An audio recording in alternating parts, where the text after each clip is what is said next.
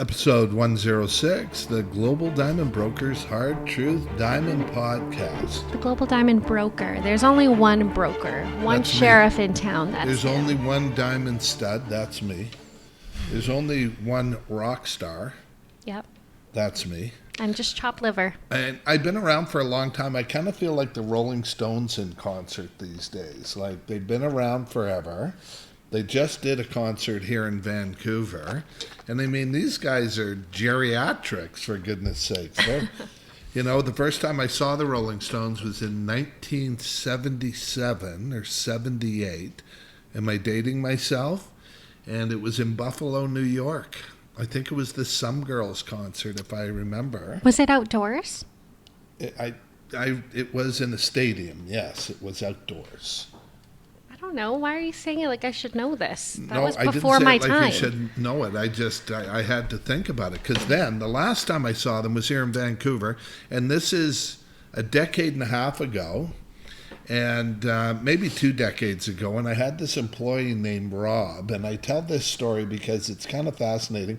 And Rob was it would have been longer than that. It would have been in the late 80s, early 90s, the last time I saw the Stones. I was offered tickets, by the way, to go watch them when they were here just a few weeks ago. And I said, no, thank ya. I didn't want to see them at this age. And but Rob was with the company. He was doing the computer programming. I've always been very progressive in the advancement of the company through technology, and as we're working with AI these days. And Rob and I went to this concert together, and Rob was this adorable little guy, okay? He wasn't a man of a large stature, and we're at the Rolling Stones concert. And this is my favorite Rolling Stones story, although it's horrible for Rob. Well, can you hurry it up? Well, so there's this girl on the stair, and she keeps getting up on the chair, standing on her chair in front of us. We're on the floor. We've got gorgeous floor seats. And Rob starts mouthing off at her to stay down so he can see. So she turned around and popped him in the face, broke his nose, blood all over the place, and then she ran. So it was quite funny, really, in hindsight. I mean, if you go to a Rolling Stones concert, this is the sort of thing you want to see. And the fact that it happened right beside me, and so I froze. I didn't understand. Like, am I supposed to hit the girl now? People are not for hitting, right, Judy? They aren't? People are not for hitting. Wait, they're not? No, they're not for hitting, as we've gone through ever since you whacked me with the gimbal. You deserved it, though. That's it. Never, ever do people deserve to be struck. Never. Anyways. I mean, you're good enough at ripping people apart emotionally. You don't need to do it physically. I am at that. It's my specialty. It's like your superpower. It's my superpower. It's my specialty. Anyway, so here we are at episode 106. Who could believe it? 2 years later. And look, I get up every morning, and I'm an early riser, and I read what's going on in the diamond industry, and, you know, the amount of BS. Now, I'm not allowed to say the actual word anymore because apparently we think algorithms Instagram don't like it. Yeah, we think that they shadow ban censor us in a way. Right? And so the algorithm, who loves us, really, we have many views of millions and everything else. But so the amount of crap that's coming out of the industry is quite stunning, really. And I got to tell you guys this. I was on the phone with South Africa this morning. Of all places. South Africa. And then we're, of course, fixing an invoice to Saudi Arabia today. And we've been shipping to places, you've heard me talk about this, like Bahrain. But we've also been shipping to, small town USA. And everybody who gets on with us is ordering laboratory-created diamonds. And it really quite shocks me. It shocks me. Like when I sit back and, as you know, I made all these predictions where people thought the rocks were in my head. Get it? They thought the rocks were in my head. I Well, don't find it very shocking anymore, if I'm being honest. The amount of leads that we get for lab created diamonds. but after a couple of years here, you've kind of grown up with the Yeah. growth of the laboratory. True that. Right? Do you know what I mean? I mean, your age group, what do they call them? The leftovers? The millennials. Oh, the millennials, right. The millennials, not the leftovers. We actually know that not only are millennials purchasing lab created diamonds, but so are the wealthy your age group. Yeah. Like today, You it like was how I a did that? doctor Your from. age. Yeah, no, I get it. Um, I get it. No, That's it's the mature- that condescending, the mature, cutting, okay, mean. Oh, enough. Sorry. Enough. Okay, enough. Okay. What was I talking about? I don't know. Yeah, you do. I was talking about the fact that for me, I mean, no matter what I said, and I was right literally about everything that I had to say. What is your face about? What was her face about? Her music was blaring for a second. Oh, was it Nihei? I call her Nihei when I'm mad at her, but it's Neha.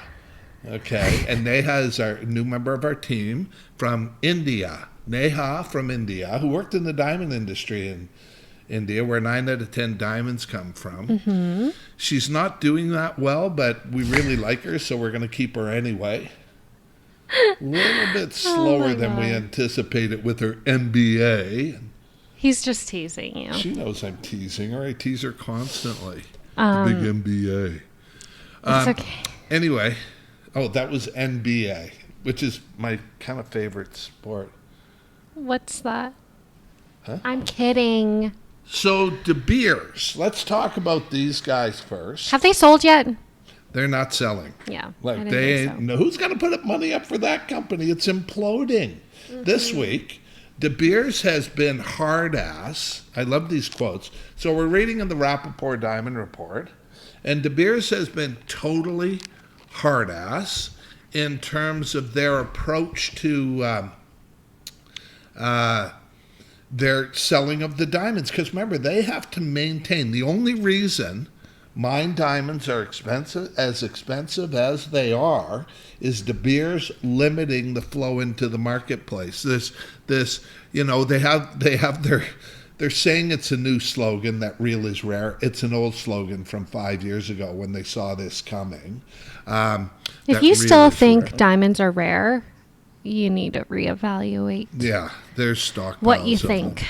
They're not I mean, rare. all they're trying to do. And so anyway, they have rules and they have sites. And my mentor was Edward Greisbert, former site dealer for De Beers, and I was their agent in North America, running around with 15 or 20 mil in a briefcase, selling to jewelry stores.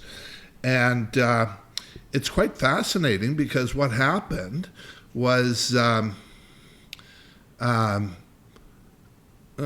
I go there? I have all these things running through my head right 15 now. or 20 million in a briefcase, So, flying to the East Coast. but they would never. They were very hard ass in these $100 million boxes of diamonds. They supplied to these large companies who then manufacture, sell to the manufacturers and distribute. But apparently, because of the slump, they refer to as a slump, like lab-grown diamonds aren't going to just continue to grow. Because of the slump, they're easing their restrictions on the boxes. What does that mean? That means that basically, like you and I were talking about before we got on here, the industry is conceding. The industry is conceding to laboratory. The mine diamond industry has to find a way to come back. And look, they don't want to drop prices. They're not going to drop prices. They've already dropped prices. And they're continuing to drop. 30%. Mm-hmm. So the prices have already dropped. They should have said they don't want to drop the prices any more than they already have.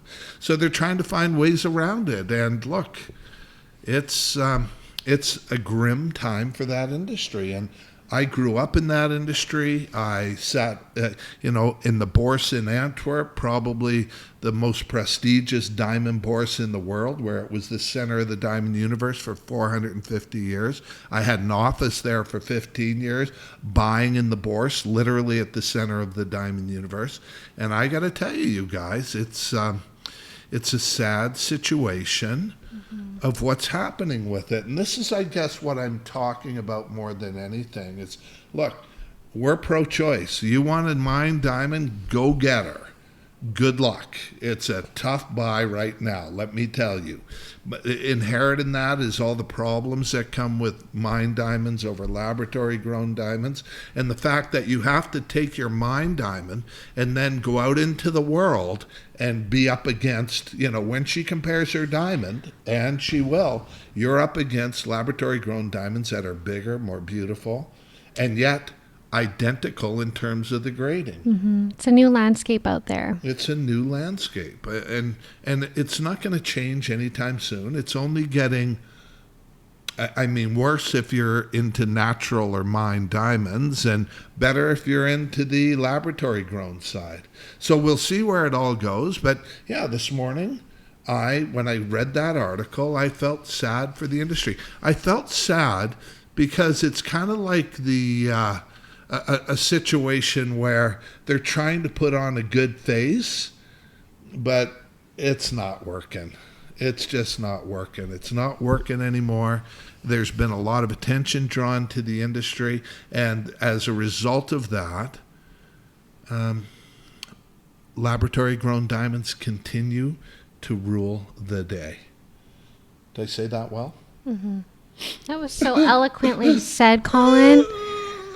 Although, look, I'm environmentally, and we can tell from where you put your plastics that you're not environmentally concerned. I am, okay? Like, we have garbage cans here for things that may harm the universe, but... You know what? Once you start composting, then we can talk. So it takes composting? It doesn't say putting plastics where plastics go? This is biodegradable, right? So... that's what's going on in the diamond business today. How does this affect you? Let me tell you exactly how it affects you.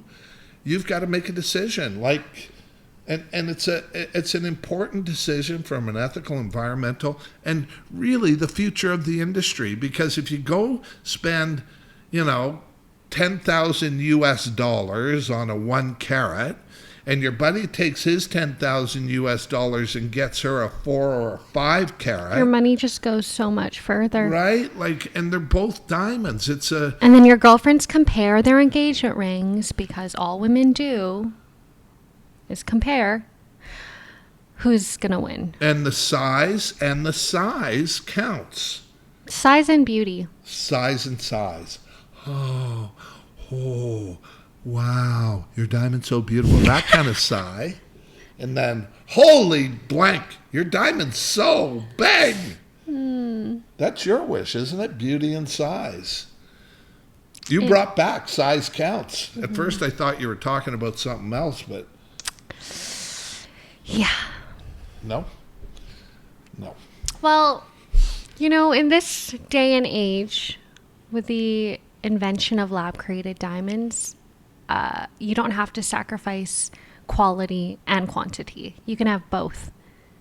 You know what I mean? Yeah. Yeah, you know what I mean. And both is what's going on out there, really. We've been saying it forever. We repeat it over and over again. It seems surreal to be talking about the fact that in the midst of everything that's been going on, we started making these predictions early, 100% right in the predictions.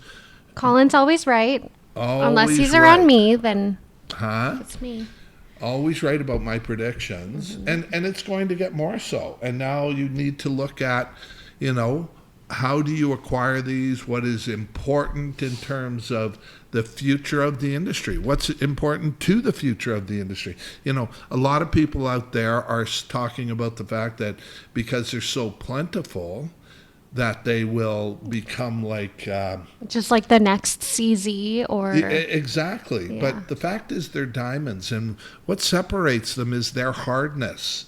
They're the hardness. They're the hardest naturally occurring or laboratory occurring for jewelry substance. Yeah. There's other harder substances, but And- you can't wear them as jewelry. And can CZ be used in industrial purposes? No, No, they cannot. that's right. So they're a completely different conversation. Did I say I'm a rock star? You've called yourself a lot of things that aren't true. I'm a rock star these days. You guys, we are so busy. The problems a company faces today are the kind of problems we pray for. Like I always say to you, Colin, it's the problems you pray for, kid. Actually, it was me that said that No, to you. I say way it to back yeah, 2 but I years say it ago to you regularly. when you were freaking out.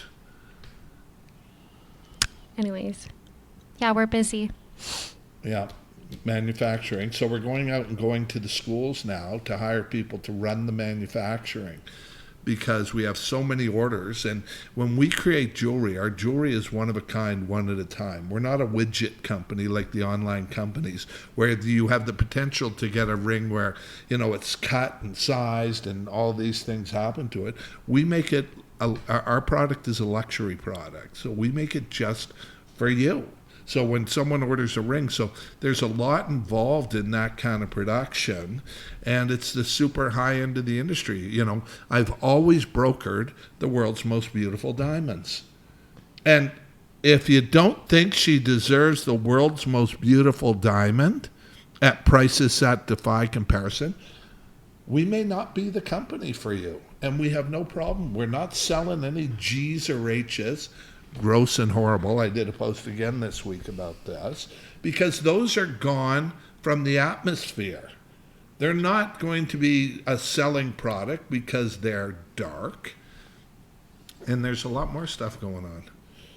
Anyway, anything from Hollywood, any of that stuff going on this week? Ooh, I don't know the details on it, but I can bring it up for sure. Kim Kardashian was recently an attendee at one of India's richest families wedding. I saw that. What is it called when you're you wear that nose ring and there's like diamonds and gemstones? Do you know the name? Yes, I think so. She was decked out in lots and lots and lots of diamonds. Isn't your sister somewhere near Kim Kardashian? She's in Italy. Italy, and Kim Kardashian was at a concert in front of her? Andrea Bocelli. Andrea Bocelli. Yeah. I met Andrea Bocelli when I was Is it called a invited- lehenga? When I was invited to Elton John's backstage, I did a lot of work with the Elton John charity and the Elton John Foundation. And I actually met Kim Kardashian at the Elton John Academy Awards party in Los Angeles. That's She so sat cool. right beside me. I said some things that were, Not PG-13, and it's not meant for this podcast. yeah, So so there. she accessorized her glamorous look with traditional Indian face jewelry made by Lorraine Schwartz and an elaborate diamond statement necklace.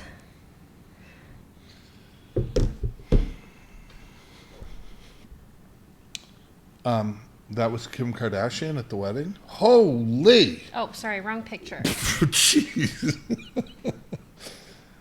Is that her? Yeah. Wow, she's so beautiful. Much more beautiful Stunning. in person, by the way, because her personality is so amazing. Anyways, So, anyways, that's all in Hollywood.